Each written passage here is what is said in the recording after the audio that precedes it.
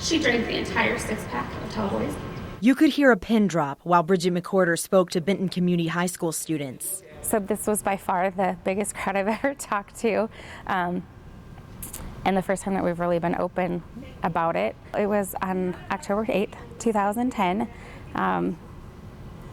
It all started with a phone call I got on my way home from Chicago. She gets on the phone and she says, "Bridget, there's been an accident. Nicole's been airlifted. Caitlin and Mackenzie are taken by ambulance, and we don't think Lincoln made it."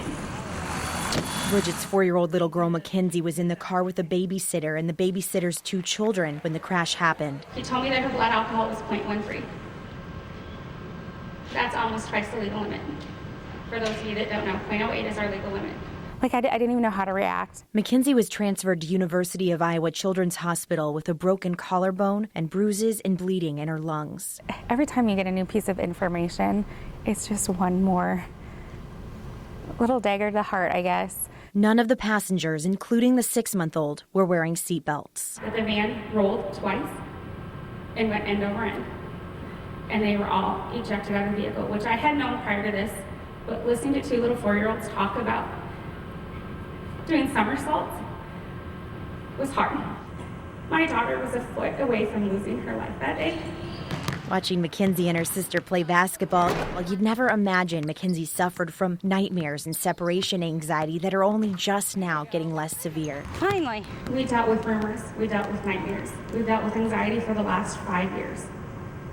This was a 1-car accident. Not every teen gets to hear a story like Bridget's, and it can be a struggle for parents to know how to talk with their kids about drinking. So I sought advice from Jeffrey Myers from the Substance Abuse Council, Tom Dobbs with the Marion Police Department, and the Jones County Sheriff Greg Graver. Myers says most kids won't bring this topic up, so parents, you're going to have to initiate this conversation. Tell them about the short and long-term damages of alcohol. Brain development, loss of memory, thinking skills, all of these things that can really impact these students on a longer term scale. But keep it positive. Do they want to go on to college? Do they want to continue on a sports program? And what are alcohol, what are drugs, what are they going to do to disrupt that? Dobbs is the DARE leader at local schools and reminds kids to think for themselves. You show that you are the leader, you're not going to do that, you're not going to risk getting in trouble, losing your license, losing your standing in your school athletics or extracurricular activities. According to the Iowa Youth Survey, not every teenager will drink. The survey found about 52% of 11th graders have tried alcohol, so that leaves about half that haven't.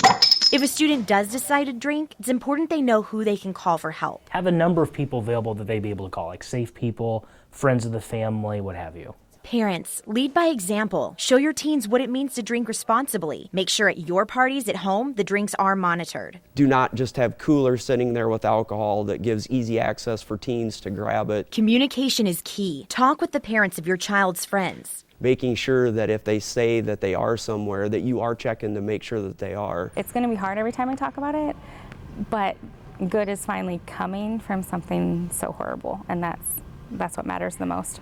Bridget's court case was dismissed October 23, 2015, when the driver was found incompetent to stand trial because of a brain injury that happened in the crash. Covering the corridor in Cedar Rapids, Kelly D'Ambrosio, Fox 28 News.